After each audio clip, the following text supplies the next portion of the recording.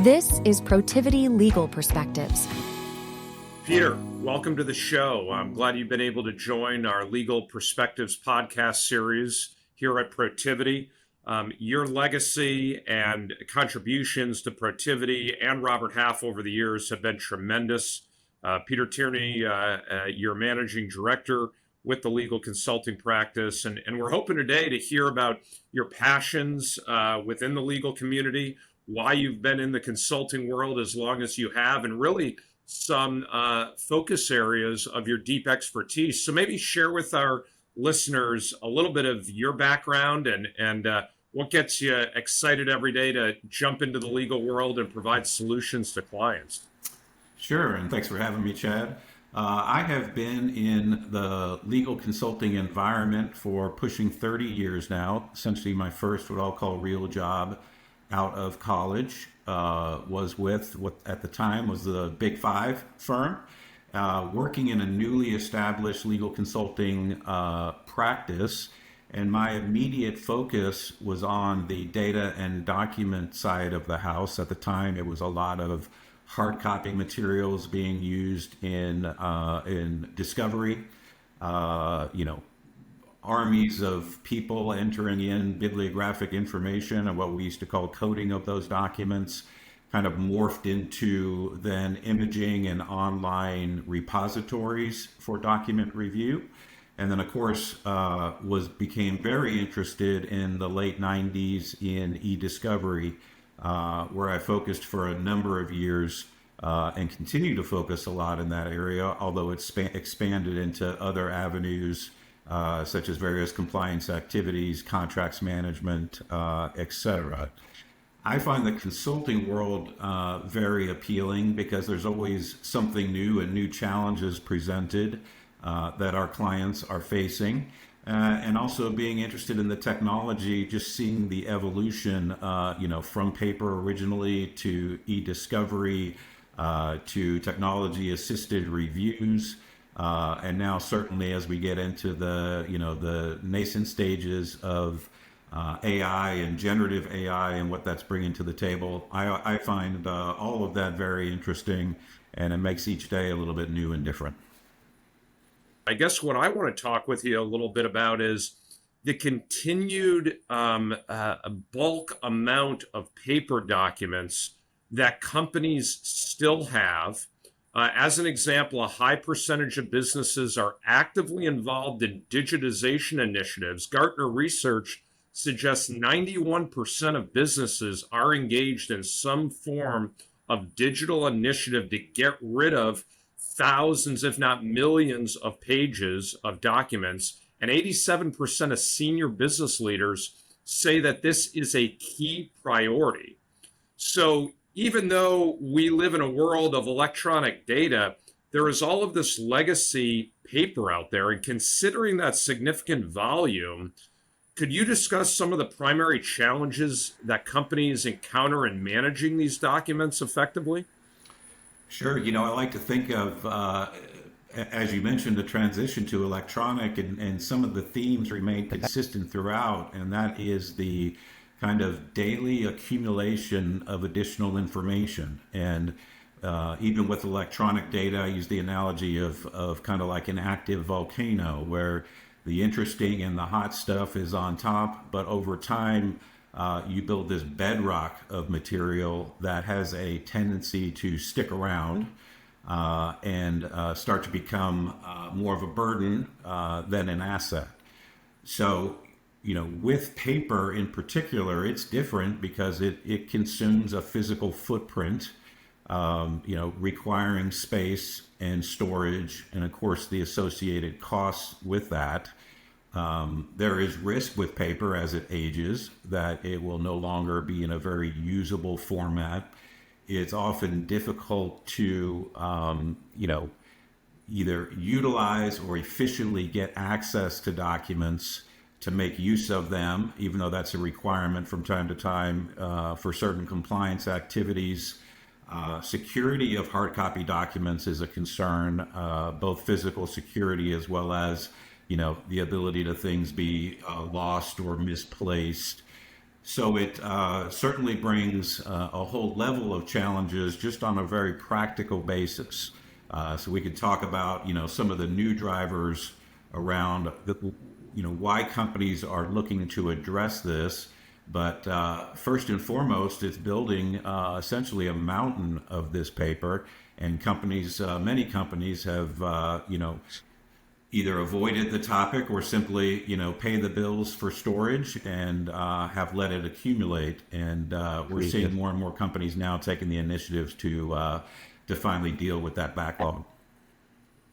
Well, that's great perspective. And, I know you have a global team 24/7 that works on digitizing these type of documents. But what I think is unique about your approach and your team's approach is looking at it from a risk standpoint, maybe even sort of that broader how do we keep companies out of litigation standpoint. So thinking about these implications for a company when it continues to maintain large archives of legacy paper, can you talk with our listeners about some of the concerning operational efficiencies and compliance risks and maybe even downstream litigation that really places on a company if they don't digitize and destroy some of these old documents? Yeah, certainly. With modern document management techniques, with digital images, you have a lot of flexibility in your ability to access those documents, search for them, make use of them when you need access to them, or if they're being requested. With paper, you have very little, and all of those activities, when it comes to any sound kind of document management philosophy, would maintain an audit trail of those documents, where they live, what department they pertain to, what are the contents of the documents, who has last accessed those documents. All of these types of activities that we benefit from with modern technology often are lost in the paper world. So from an efficiency standpoint, if you're getting called upon to access those documents, it may be a bit of a needle in a haystack exercise, trying to find, those pertinent documents that you're being asked for, or for an issue you're trying to research that may be, a decade or more old. Also on the litigation side, where we do a lot of our focus is, companies without a strong document retention policy, should a litigation be on the horizon and legal holds put in place, because documents are still available and the request for production, or the discovery request, says everything pertaining to this type of issue needs to be retained, reviewed, and produced. If you have to go back decades, that may change your legal strategy in terms of how you argue within the upfront discovery conversations about burdensomeness of going back to paper of that age. So it can increase the risk in your ability to respond effectively to litigation when you have such a lengthy history of data that may or may not be pertinent, but the cost to go through that, review that information, convert it to something useful, and ultimately produce it, can have ramifications and ultimately impact, decisions that are made around litigation. So having an effective strategy in place to deal with the legacy paper can have great benefits when you're talking about legal risks.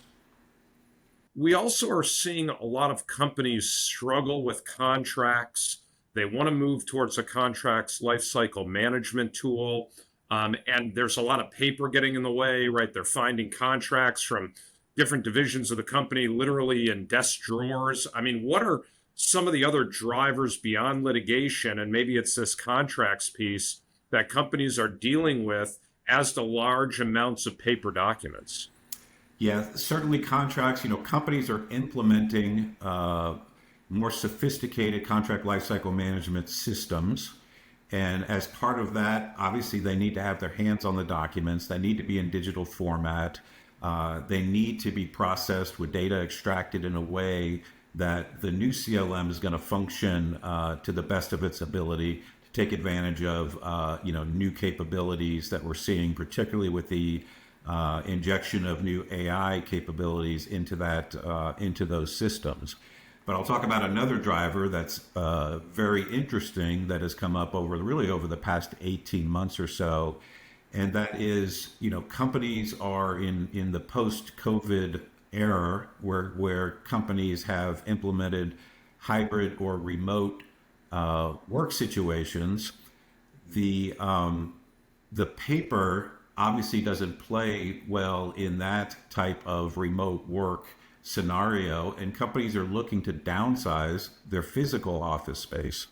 So we're talking to companies and working with companies that are looking to move from 50,000 square feet to 20,000 square feet.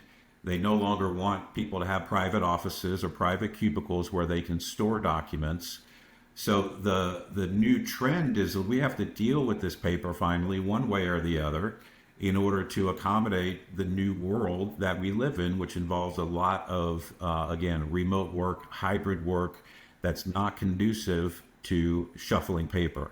And I think that's another driver behind companies getting reinterested in digitizing and implementing more effective retrieval systems.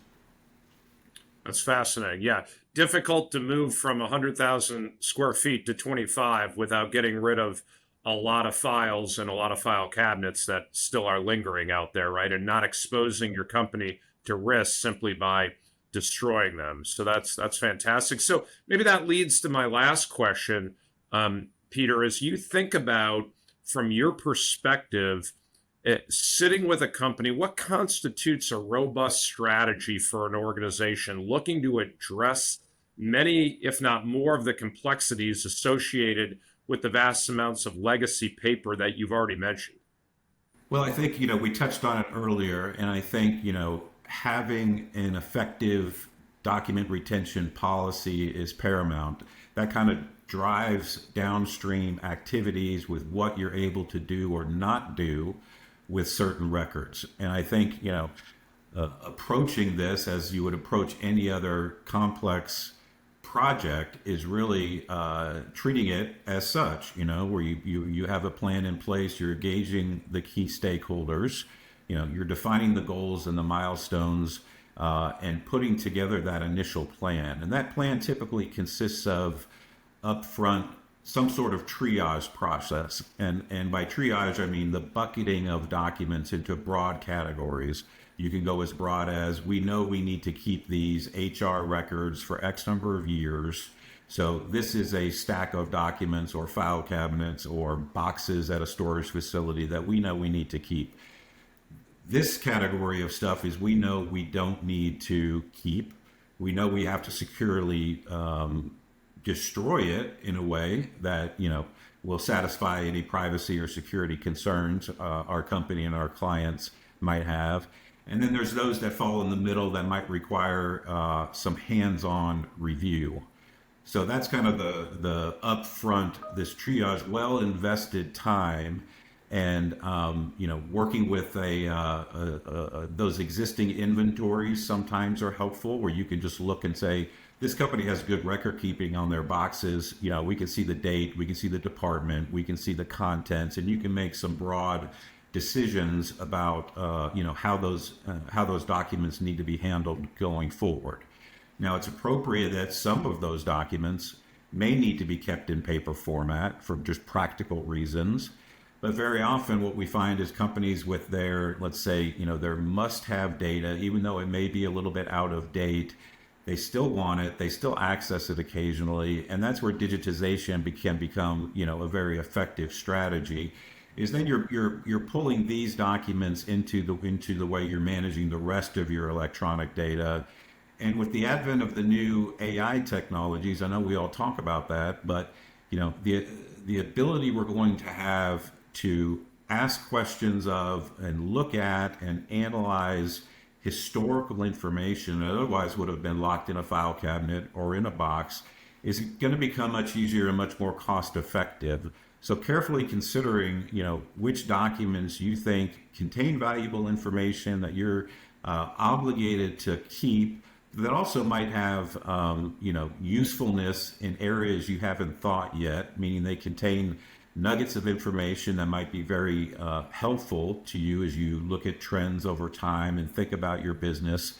Having them in a digital format can be a very effective strategy. Along with that, of course, is designing that strategy such that you're capturing and organizing the data in the right way so that it's easily retrievable when you know what you're looking for, but also whether it's full text or whether it's transactional data, it's in a system that will allow it to be beneficial to you in the future. And I think we're just seeing the very beginnings of how easy it's going to be to interrogate a complete data set simply by asking natural language questions against it. That's great, Peter. Well, the conversation has been robust. I can't thank you enough for your time. It's been great to have our listeners tune into our podcast. Again, I'm Chad Volkert. I'm the host of the Legal Perspective podcast from Protiviti. And until next time, we thank you again, Peter. Thank you for listening today. Find other episodes of Protiviti Legal Perspectives on YouTube and wherever you listen to your podcast content. And to learn more about Protiviti's legal consulting services, visit protiviti.com.